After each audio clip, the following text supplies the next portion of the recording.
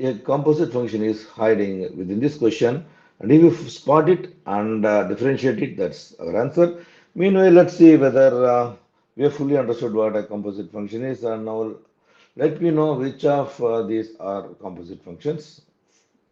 Just write yes or no against them, and let's see the answers. The first one is no, second is yes, third one is no, and the fourth one is yes. Now let me show you the composite function that's hiding in our question. This is the one. And how we get it? Let's see.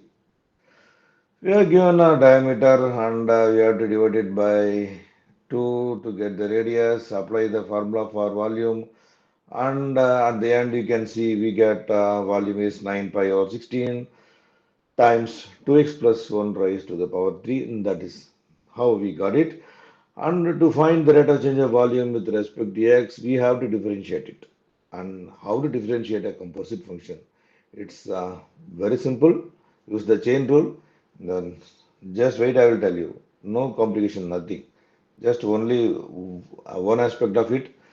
First, the 2x plus 1 raised to the power 3 differentiated as such using the power rule. So we get 3 times 2x plus 1 whole square. Multiply that with the derivative of the expression and by excluding the exponent. Leave that raised to the power 3. Only find the derivative of 2x plus 1 and multiply with that. What is the derivative of 2x plus 1? 2. Therefore, that composite function's derivative is 6 times 2x plus 1 the whole square.